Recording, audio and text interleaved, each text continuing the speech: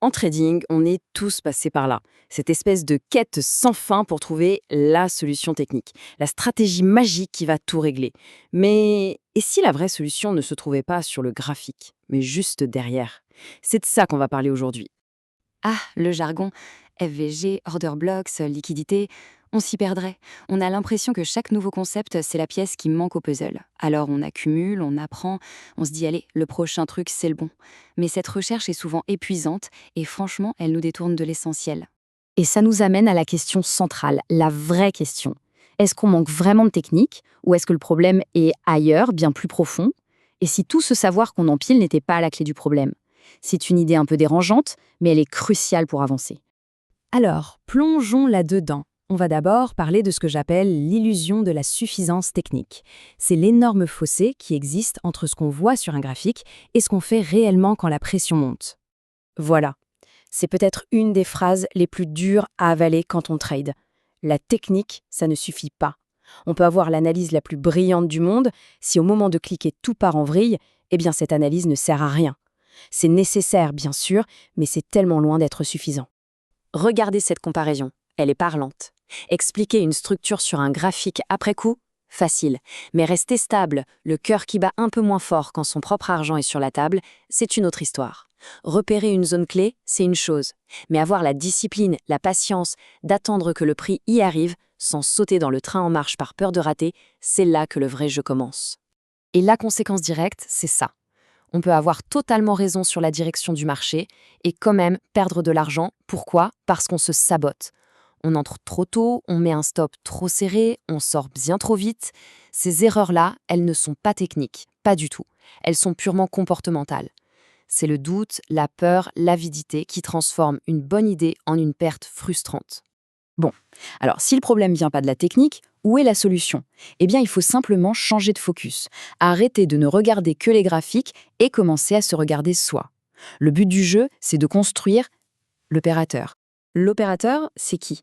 C'est cette version de nous-mêmes qui agit en professionnel. C'est la personne derrière l'écran qui applique le plan, point, sans se laisser déborder par ses émotions.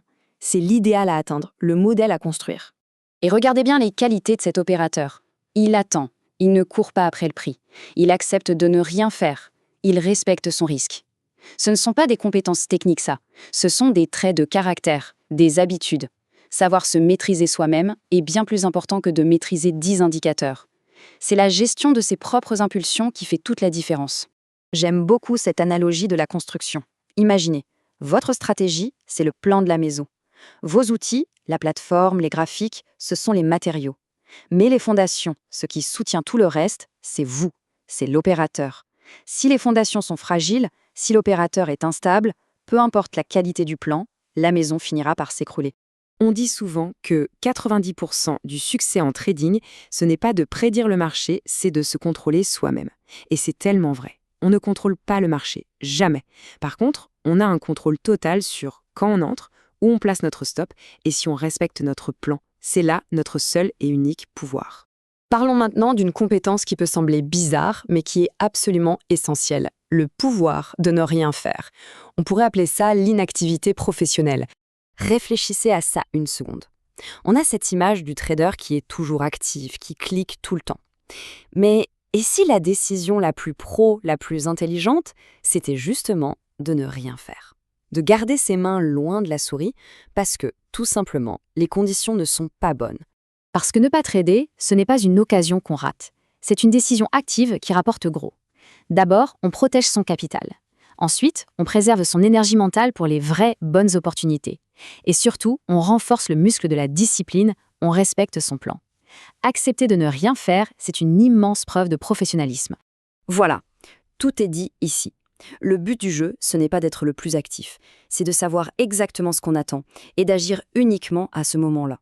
Le reste du temps, on est un observateur. Calme, patient. Pour finir, mettons le doigt sur la différence fondamentale qu'entre savoir quelque chose et être capable de l'exécuter. C'est vraiment là que tout se joue et que la psychologie crée des résultats complètement différents, même avec la même stratégie. Imaginez deux personnes, même stratégie, même graphique, même moment. Le premier, le trader instable, il suit ses émotions, il anticipe, il espère, il bouge son stop, il veut se venger après une perte. L'autre, l'opérateur, il suit son plan. Il attend sa confirmation, il respecte ses règles, il accepte la perte. À la fin de la journée, vous pensez qu'ils auront les mêmes résultats? Bien sûr que non. La différence, ce n'est pas la stratégie, c'est la discipline.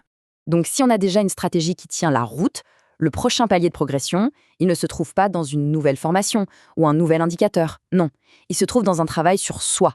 Devenir plus propre, plus patient, plus rigoureux dans l'application de ce qu'on sait déjà.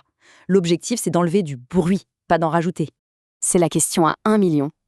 Et il faut y répondre avec une franchise totale. Est-ce que le problème est vraiment à l'extérieur, sur le marché? Ou est-ce qu'il est à l'intérieur, dans ma capacité à rester calme et à suivre mes propres règles sous pression? La réponse à cette question peut changer complètement la trajectoire d'un trader. On va terminer avec ça, parce que ça résume absolument tout.